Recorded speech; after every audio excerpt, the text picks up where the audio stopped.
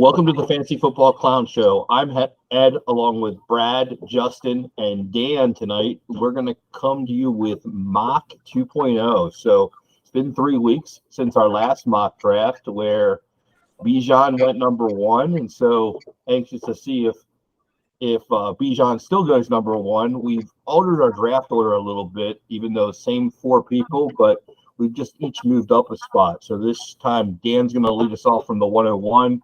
I'm going to be 102, Brad 103, and Justin 104. And then we just kind of duplicate that over. So you'll see 3 picks from each of us each round, and we're going to go 3 rounds. So you'll see each of us pick 9 times and go through things as there. And so then we'll kind of compare and contrast what the differences are from this draft to last draft as we wrap up. So without further ado, guys, welcome. It seems like a long time since we recorded, since we're used to recording every week. But, yeah. Hello, Justin. We'll start with you. Any words of wisdom for us as we pick all ahead of you tonight? I'm sorry, what's that? I said, do you have any words of wisdom for us to leave any players for you as we pick ahead of you tonight? It would be nice if Bijan drops to 4. Okay, so that's your recommendation is that we all fade Bijan tonight. Yes, Brad, take all the quarterbacks. How do you feel, Brad, about drafting 3? Is that going to change your strategy at all tonight? Honestly, not. If it goes a lot like last time, I feel like I'm going to get a lot of the same players. Well, and me from the 2 spot, this time I have my whole list, and I always try to draft best available player, so I'll do that tonight, and I have my list ready to roll. So I'm going to be right in spot here. And Dan, anything before we put you on the clock? Anything you want to say to the rest of us about as you leave Bijan for Justin? Sorry, Justin. Okay, very good. All right, Sweet, love it. I'm going to get us started, and I'm going to start the clock. And Dan, you are on the clock, so there you are. Yeah, I'm gonna stick with the same pick as it was last time. First, I'm on the Bijan hype train. I think he, with some uncertainty on who the best quarterback is, stuff like that. I think it's a little hard to take anyone else besides him there with the first pick, and that's why I'm going with him. All right. Well, I'm still not sure who the Panthers are going to take. And with Andy Dalton being the guy that they brought in to groom, I've changed my tune a little bit. I'm going to take the best, who I think is the best quarterback in the draft. And I'm going to take Bryce Young with pick number 102. So that's where I go. Brad. Yeah, that's Do I see Anthony Richardson going on Brad's team right now? We'll see. I guess by default, I'm gonna have to go with Stroud with a 3 pick. I think it's pretty much a top 2 QB draft this time, and Stroud and Young are it. So I'll probably go with Stroud there. I think I'm gonna go with Gibbs here at the number 4 pick. He's I like it. Yeah, I do too. With him coming in strong and the Alabama running back core, I mean, every single one of them has been very good in the NFL. So I'm going to stick with that. And the one that I picked, Justin, just real quick, even though Dan's on the clock, I guess I'm wondering, do you think Gibbs is going to be a first-round NFL pick? Do you think that somebody's going to take him for the 5th year option? It'll be interesting. I think it's very possible. I think Bijan is there for the Cowboys. I think Cowboys are gonna pick Bijan. I know they are looking to steer away from Zeke as they released him, so they're looking for the next best running back. There might be another team or two there in the late first round that could take a. All right, Justin, or I'm sorry, Dan, you are on the clock. I'll let you get your pick here with less than a minute to go. Well, I think I'm going to stick with who I feel might have the best upside as a quarterback. I don't necessarily think he's going to come in and start right away, but I do have a little bit of depth in my team where I could let him sit. And I hope that I am picking the best quarterback in the draft here with Anthony Richardson coming off the board. I think that's a great leave, and that would be my concern. And why I asked you that, Justin, is I can see Jahmyr Gibbs going to the Chiefs with that last pick in the first round. I do think that's a very good possibility with a Yeah, we talked about that today. And what they and Dan and I kind of talked about that today, and it just made a lot of sense. So that's where I was going with that. I knew you and I hadn't talked about it, but I think this is a quarterback heavy draft, and everybody that I'm hearing from currently is telling me that Will Levis will be a quarterback that goes early in this draft. And so I think that while receivers are great, I just can't fade a quarterback in lieu of any kind of receiver in this draft. So I'll take Will Levis here, and I'll go strong and say, hey, in the top 6 picks, I'm running away with two of the best 4 quarterbacks. So that sounds like a lot of capital. If I was actually picky here, I'd try to trade back. So I digress. Brad, the clock is to you. Yeah, I mean, I think at this point I'd probably have to go with a receiver. I think I'd probably take the safest floor, which I think is Jackson. So I think I'd have to go with JSN here. Perfect. And Justin, to you. Well, I am gonna go with a wide receiver here, Jordan Addison, the USC wide receiver. I think he's the next best wide receiver. It's close between him and Quentin Johnston. So I'm gonna take a flyer on Addison here. Okay. That's a nice pick. I think that they make some good comments with their wide receivers, but Quentin Johnson just has one thing that the rest of them don't have. It's that 6'4" frame, lightning speed. These little speedy wide receivers, they're all over the draft board coming into the second round. Quentin Johnson sitting there at 10. Wait, no, pick 9. I'd take him all day long. I think he's got the best upside. He's got comps comparable to D-Hop. That's enough for me to be convinced.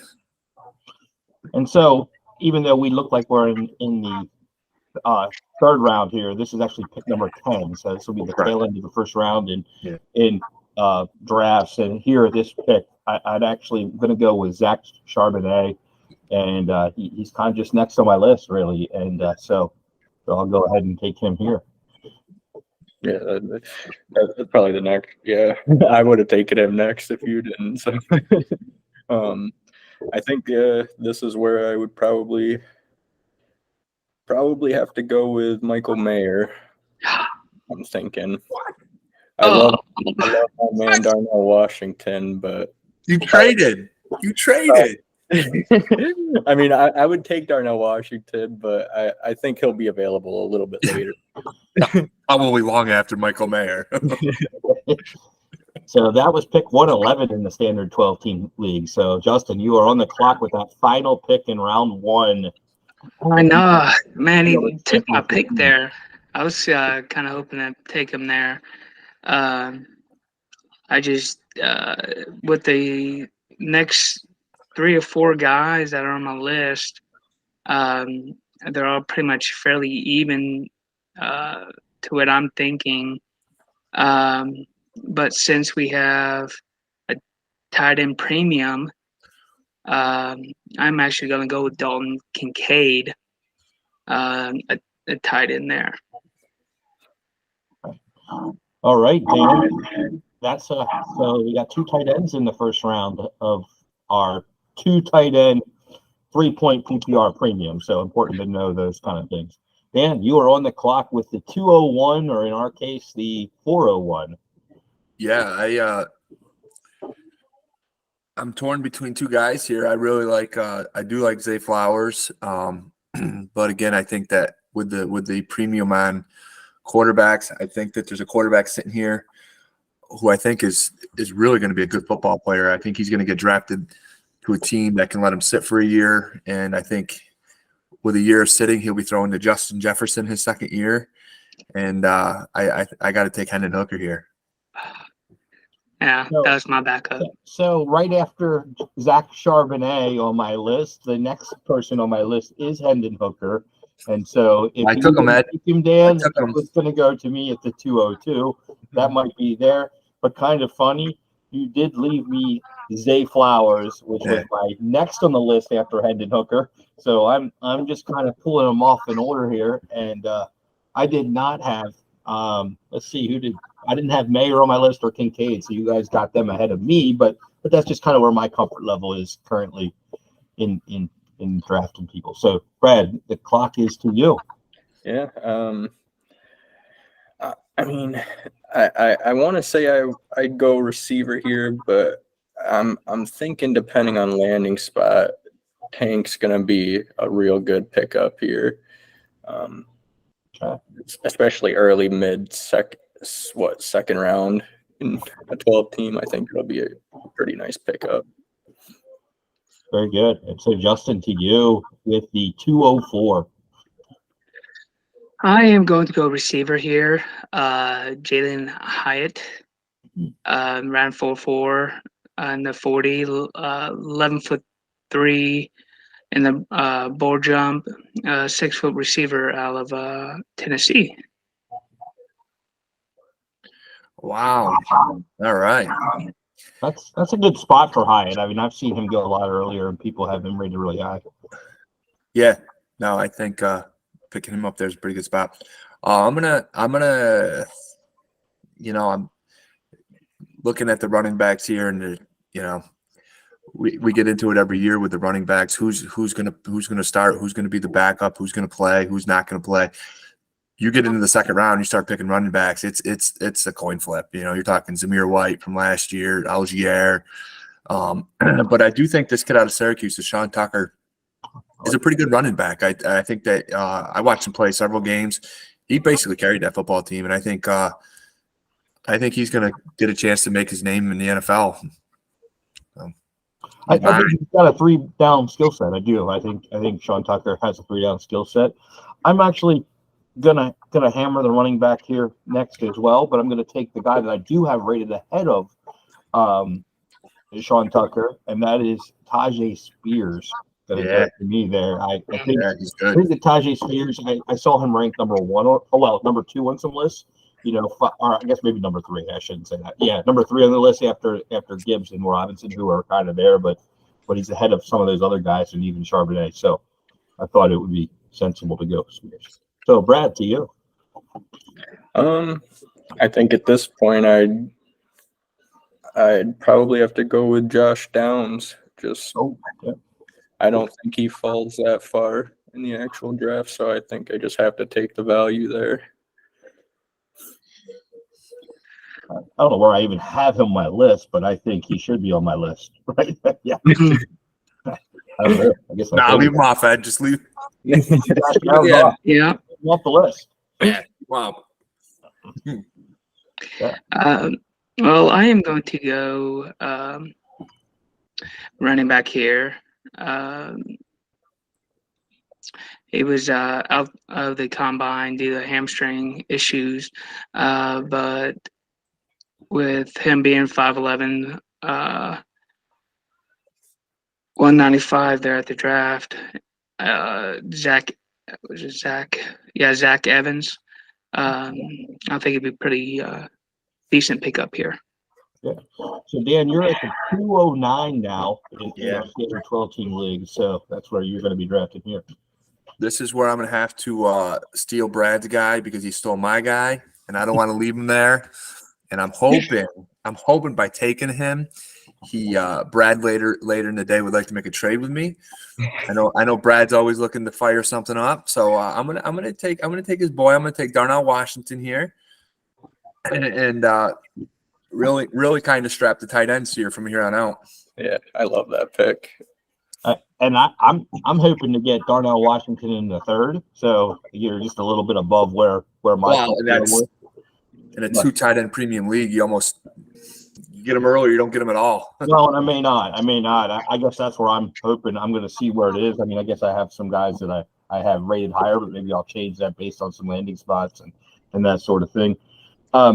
So I'm gonna go to back to the running back world again. I'm hitting them hard, and I guess this is going to be a lot of landing back or landing spot dependent for sure. But I'm going to go with Kendry Miller, and again, I think a 6 foot running back has a chance to be a 3 down back, and so I'm just kind of going with it. I think Dan told me he read that 10 running backs in this year's draft are better than 5 last year. So it would have been in the top 5 of the running backs drafted last year. So, yeah. I mean, I think what do we have? 1, 2, 3, 4, 5, 6, 7, 8 off the board right now. So there's still 2 more to go, really, to get to last year's top 5. So we're still hammering them hard. Yeah. With my pick, I think I'd go receiver again with Kayshon Boutte. Okay. Yeah. I think that'll probably be the next best pick. I wanted to take somebody else there, but maybe next round. Well, here at the end of the second round here, I was thinking maybe trying to go for a quarterback, but I think with the rest of the quarterbacks that are left, it's probably a little bit too early for them to go off the board here. So I am going to go with Cedric Tillman at wide receiver. Very good. Back to Dan. Well, I guess I'm gonna go and try to get the best running back off the board. This guy's projected in one of the mock drafts that I was reading to be Saquon Barkley's backup. Not that I think he'll get a ton of playing time, but with Barkley's injuries histories, if he does get drafted by the Giants, I think that maybe he will get some playing time, and that's Devin Ashani. Ashani? How do you pronounce that? Is it Ashani or Shane? Shane. Okay, yeah. I'm going to take him, and if he does go to the Giants, I hope he sits for a long time so Saquon can play. So I am going to venture in the tight end world here and at the 302 and go with Luke Musgrave. So I'm gonna venture. I figure a tall dude makes some sense here, and in a tight end premium league at the 302, I'm gonna kind of backfill now with a tight end. You'd be like that kid from the Jets, that Rucker kid. Never play. Probably 302. That's what happens at 302. So we all have a tight end now. But yeah. At 303, I think I'm gonna reach for a running back that I think is gonna be a pretty good back in the league if he goes to the right place, and that is Israel Abanikanda. I think he's a real sleeper in this draft. I have him on my list, so he wouldn't have lasted too much longer, Brad. Yeah, well, I am going to, I guess, probably in my opinion, reach a little bit and take my first quarterback, Max Duggan. That's a good pick. Yeah. He's a player, man. He's. Mm-hmm. I don't know if he's going to get his chance, but we'll see.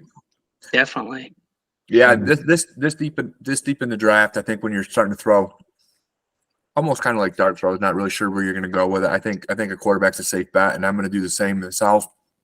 He's a little bit older, but he had a great college career. He won a couple national titles, and I think he's going to be a great backup. And at this point in the draft, if you can get some good backups with all the quarterback injuries, you take them.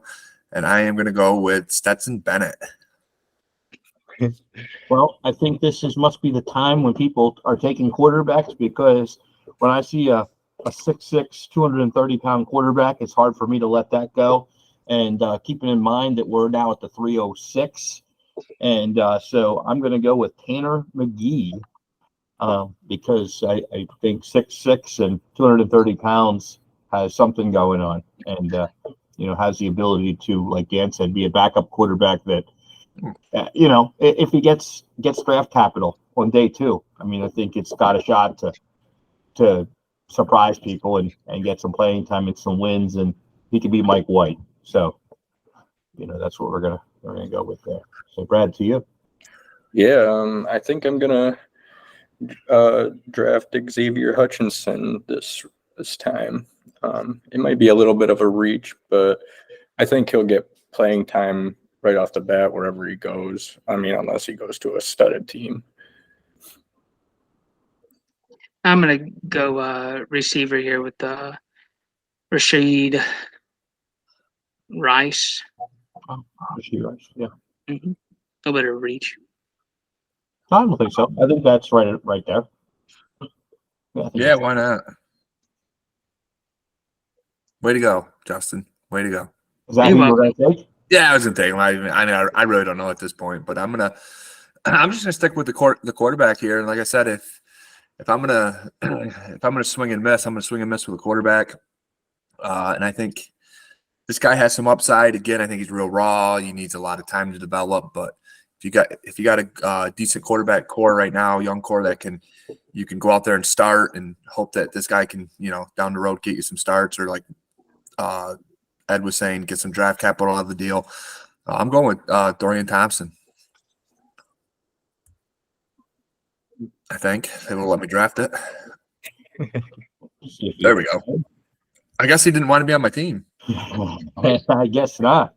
He's the fourth quarterback.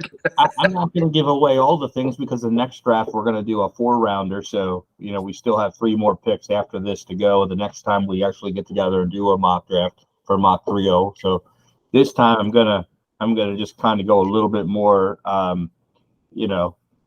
in order of where I think things are going to fly. And so I'm going to take receiver Marvin Mims at this spot. Nice. So nice pick. That's where we're going to go. Not bad. Yeah, this is probably usually the point in time where I take my dart throws on my running backs. So with this one, I'll probably go with Rashawn Johnson. Okay. So that would be Bijan's backup, right? Maybe. That's possible. Well, no, wasn't he Bijan's backup in college? Actually, I think it was. It was Yeah. He's Bijan's backup in college, so that's kind of where he comes into play. He's probably the second best running back in the thing. He just never got to play. So, Justin, to Mr. Irrelevant here for our mock 2-0, who is that going to be? Well, I think I'm going to go running back here with the next best player on my board, and that's Chase Brown. I did see him, and he's a big guy, and so I just kind of want to look over the last 2 drafts and just kind of ask you guys too, because I noticed some big differences in this draft. Of course, Bijan was the same at number 101. It didn't matter who of us was picking there, but I went off the rails, I guess, and went with Bryce Young. Now, I do think that he's the best quarterback in the draft as far as pure talent. He just has this tight thing, and I go back to, I guess, where I've wound up is I'd say talent wins, and Kenny Pickett had little hands, and that didn't seem to affect his ability to throw a football in Pittsburgh. And so, I'm just going to kind of go with talent. If this guy's Bryce is a processor of just the game of football and processes faster than everybody else, then I'm just going to go with pure talent. So that's why I chose him over Anthony Richards, even though Anthony Richards, I think, is a prototypical specimen to play quarterback, and I get it. But what are you guys thinking? Do you think that is a reach for Bryce Young at 2, or do you think Richardson's where we're going to go in most drafts? Nothing's a reach for those 2 QBs until after the draft. Really, the one who gets drafted higher is probably going to go first. Well, I mean, I guess if Stroud goes number 1 and Brees goes Bryce Young goes number 2, does that make the way we have mock 2-0, this way, or do you think Stroud goes ahead of him because Stroud went number 1 in the draft, so he goes number 1? I think a lot of people are basing it off that because Stroud is like, the Panthers they wouldn't trade up for a guy like Young prototypically, you know what I mean? Right. Take that much risk on, so people would probably do the same like that in fantasy drafts too. Okay, so you feel like you'll see whoever the Panthers take as their quarterback to be the number 1 pick or number 2 pick in most drafts. Yeah. Okay, that's fair. They got a better supporting cast. Why wouldn't you take their quarterback? Yeah. I mean, they bring in Thielen, they bring in Miles Sanders. Terrence Marshall's young. They got rid of their number 1 receiver, but they're in the right direction. They put some older veterans around a guy. They're going to bring a quarterback in. They got a lot better setup than what the Texans, I feel, have right now. I'd rather go with a quarterback with a little bit more stable organization, and hopefully it pans out, regardless of who they draft. Yeah, okay. Makes sense. I agree 100%. I battled around about it. I don't know. Like, I just don't – I guess I don't know. I mean, I'm looking back and I'm saying, well, geez, the Jaguars were terrible, and they drafted Trevor Lawrence, and I didn't stop, didn't stop me. He was a slam dunk. He was the slam dunk number 1 quarterback. I guess. This we're kind of like going back and forth on. To me, it's whoever Carolina picks is the number 1 quarterback off the board. That's how I would – if I was sitting at 1.02, which I was at one point, and the reason why I got rid of it was because I wasn't sure who to take. But now that I'm kind of sitting in the passenger seat, I would say whoever the Panthers take, I trust that organization better than I trust the Texans organization. I'm taking them. Well, and I do liken the Texas organization to being the defensive coordinator from San Francisco. And the last time a defensive coordinator from San Francisco with a hotshot offensive coordinator was the New York Jets, and they had the wherewithal to take the great Zach Wilson. So, I mean, I Texans do exactly the same thing. I mean, seriously, like I thought that through. Like, okay, I feel like that would be almost like taking a Will Levis. You know what I mean? At number 2, or the second quarterback. You know what I mean? I think that'd be the same type. Like I would just probably be like, all right, this is going to be a Zach Wilson all over again. Yeah. Well, I guess I feel like if we're comparing organizations, I feel like the Texans feel like the Jets to me. Like, they bring in the San Francisco defensive coordinator, and they think they have a hotshot offensive coordinator that's going to, win the day. That was LaFleur. And so what did the Texans do? They brought in the defensive coordinator from San Francisco, and they bring in a hotshot offensive coordinator that's never called plays before. So, again, I'm wondering to myself, is this the same idea with these young guys that don't know what the hell they're doing? And, is this going to be the same kind of idea? Like, we're just going to draft bad people, where Frank Wright's played quarterback in the NFL. Like, that feels like Doug Peterson to me. Right. Just kind of thinking, like, it feels at least like a guy that knows how to win, and, right. At the minimum. And he was on Doug Peterson's staff. I mean, that's kind of what I'm battling with. But then in this case, I feel like Bryce Young might be Trevor Lawrence in processing abilities type of thing. Like, he can, he's good. Man, he's good. He's really good. He's good at football. Zach Wilson was never good at football. Like, that's the difference.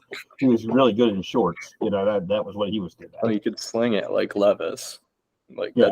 That's what he was known for. He could throw a 70 bomb, but couldn't throw a 5-yard screen pass. Right. Makes sense. Well, we beat that up a lot. I guess I should keep moving. But, Justin, this time you took Gibbs early. Do you feel like Gibbs is going to go ahead of the quarterbacks? Like, last time we had 4 quarterbacks go before Gibbs. Do you think that's going to happen? You think Gibbs is going to fit his way in there in the middle? No, I think I definitely took him a little early, but Okay. I think the Richardson and Levis and possibly at least one of the 3 wide receivers and JSN, Anderson, or Johnston will go ahead of him. Oh, okay. So I actually could view a world where I think this actually may happen. Like when I said that Kansas City drafts Gibbs, I think somebody will be like, "Oh, let's go." They'll have Clyde Edwards-Helaire syndrome, where we went from Jonathan Taylor being the slam dunk best running back in the draft that year. Like, everybody thought he was the best coming out of the combine, and then all of a sudden, Kansas City puts first round draft capital Clyde Edwards-Helaire and an LSU dude, and everybody just like he's like, let's go, number 1 overall, ahead of Joe Burrow, and I mean, it's all the Kansas City, and so coming off of a Kansas City Super Bowl, you almost wonder if somebody wouldn't be like, oh yeah, he's going to have the McKinnon role, like I can just hear it now, like and Dan and I kind of talked about even exactly that. So I guess I wonder if you wouldn't be too far from really reality with this pick. Like I could see it just being exactly like this, somewhere in that 4 pick of quarterbacks, like he's just in the middle somewhere. So I guess I don't think he goes before 5. Okay. I just I think the first 3 are basically I locks, and I think you'll have Anthony Richardson in there. And then I can see him going ahead of Will Levis, something like that. Somebody, just there's a lot of, I mean, you read it. There's a lot of negativity on the guy, and I just think that, I don't know if he's a great football player or not, but there's going to be some people that just figure, hey, give me the running back, and a lot of it's based on your own team. I mean, I'm sitting with four starting quarterbacks. If I had 2, I don't know that I would take Bijan with 1. You know what I mean? Like I would have to take a quarterback. And you need at least 3 starting quarterbacks in this league to compete, because you got your bye weeks, you got your injuries. Well, I guess I do like to put out there that I think that you have no starting lineup in May when we make the draft. And there's a lot of time from May till September, and a lot of injuries that can happen. I saw Michael Woods got hurt today in an off-season workout with Deshaun Watson, and so he may be out for much of the season with that torn ACL. So that kind of stuff even happens in April. Like that people are just working out with their buddies on the team. So that's a hit for the Browns possibly. Having a receiver go down. Look at the last. I want to say something real quick. What it helps to have multiple 3, 4 starting receivers, but we saw this past last playoffs in our leagues where there were teams with only 1 starting running quarterback, but a stacked core of your receivers, running backs, tight ends that won. You don't have to always have that stud or multiple starting quarterbacks, so it can be done. It's got to be able to have a stronger wide receiver, running back core. I do think that once you get to the finals in the Elite Eight, though, you would struggle if you only had 1. It makes it a little harder. Yes. I mean, you could have the 28th best quarterback, like as long as you're getting some points out of Cole, out of Colt McCoy, I think you're okay. But you have to have something going on at that point. I kind of think maybe taking a 0 would be a challenge. Yeah, well, yes, absolutely. I think Brad had. Didn't you have like a Mike White and like I'd kind of go out a couple quarterback 3s? Yeah.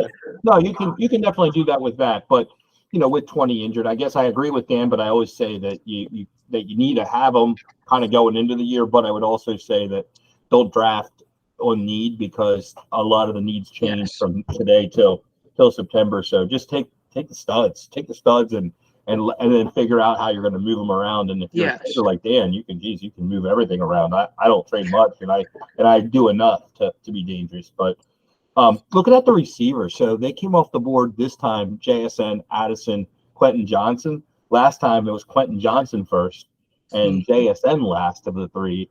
Do we feel like this is the order that they'll go off in? Is JSN, Addison, and I think it'll rotate. It's preference, really. Okay. Yeah, so it can be. Do you think the NFL draft will have anything to do with it? How the 100%. Okay. 100%. Yes, depending on where they land.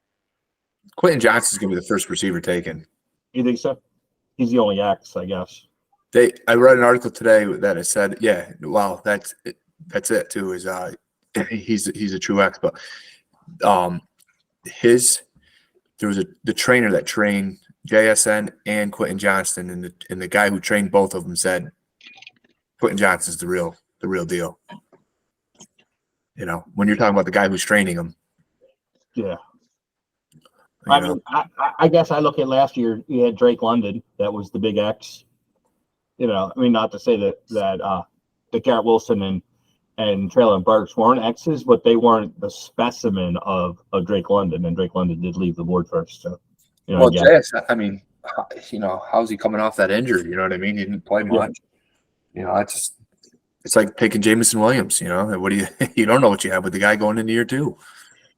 Now, I guess we see Mayer go. Right after Charbonnet this time. Charbonnet went, I don't know, right after Mayer last time. So I think I just always take Charbonnet, and it looks like Mayer goes to Brad and Dan. So I guess I just fade tight ends, I guess, is what I think.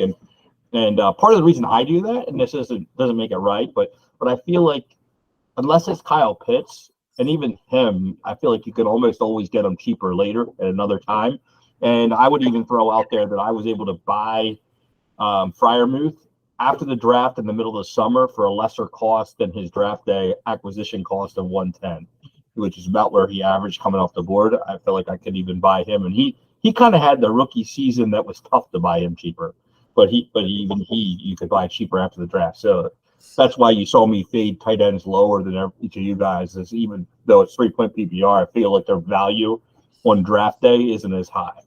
And I think that people that need quarterbacks are going to panic and go after quarterbacks. So I guess I do think that, Dan taking Hooker early, Justin jumping in for Max Duggan, early, like in those tiers and kind of starting runs.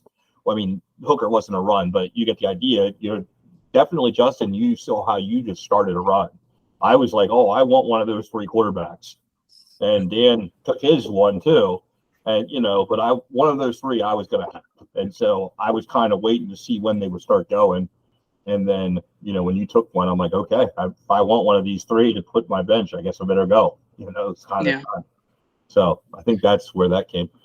Brad, anything that you want to add on your running backs? Because it looks like you were pounding running backs. Honestly, I didn't go as many running backs this time as I usually do. I don't know. I like running backs. Well, I guess you had 4 receivers too, but you have some extreme value when you need them. But I mean, I feel like I've done pretty well over every year at valuing running backs' talent. So I just got to keep hitting on them.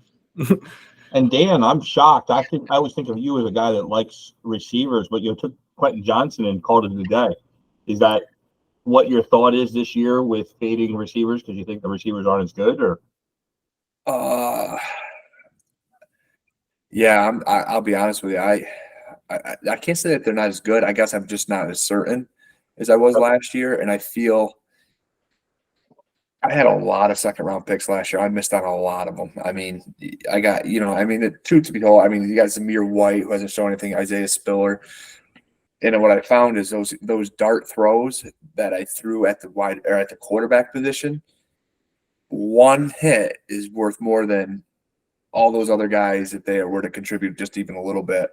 And so my strategy is more molded toward your philosophies, Ed. But it's honestly, I probably wouldn't even have taken Quentin Johnson there or a wide receiver there if it wasn't for Quentin Johnson. I would have been Mayer there, and I would have probably come out of here with no wide receivers. Okay. Well, that's fair. And Justin, you had 4, which actually I guess Brad had 4 as well. But Justin, you had 4 receivers. Was that by design? You feel like, hey, I better pound the receivers, or just best players, or what was your thought? Well, since I was went with Gibbs first, I just kind of want to put a mixture together of who I picked up, and just, I mean, maybe 2, 3, 3.5 of these, possibly even 4, might actually produce something to be a starter. And that's saying quite a bit. But it's just, I mean, Tillman, I don't know very much about. Rice, I don't know very much about. It was just they were the next players on my list. So I decided to go with those 2. But Hyatt, I knew that he was the next best wide receiver there and taking him there at the 2-4.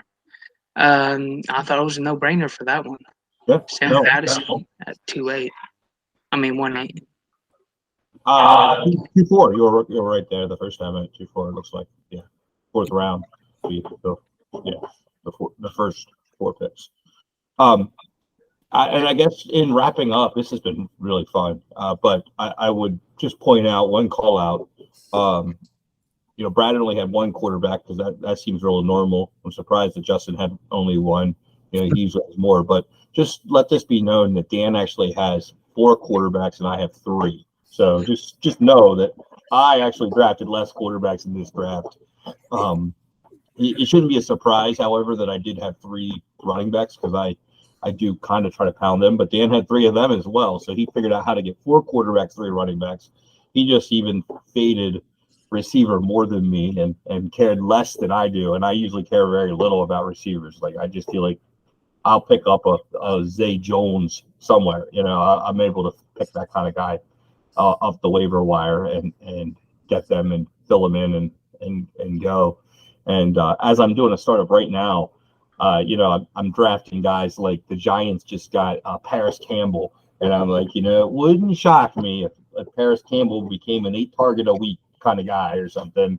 And my acquisition cost is going to be like somewhere. I see guys like Mike White coming off the board, and I'm still picking like, guys that I think that can lead the team in targets, and on a team that was in the playoffs last year. Like, I mean, and I'm just like, wow, okay, yes, he may not, but my acquisition cost is so low that I feel like it's worth. So, I digress, but this has been a lot of fun. Looking ahead, 3 weeks, I think, right before the draft, or that Tuesday before the draft, hopefully we'll come back with mock 3-0, and we'll be ready to go. And then once the draft happens, I know everybody's gonna be busy with their rookie drafts, and so just to honor each of us and not give away our exact strategies of where we're going, we'll let our rookie drafts get out of the way, and then we'll probably come in and follow up and give mock 4-0, and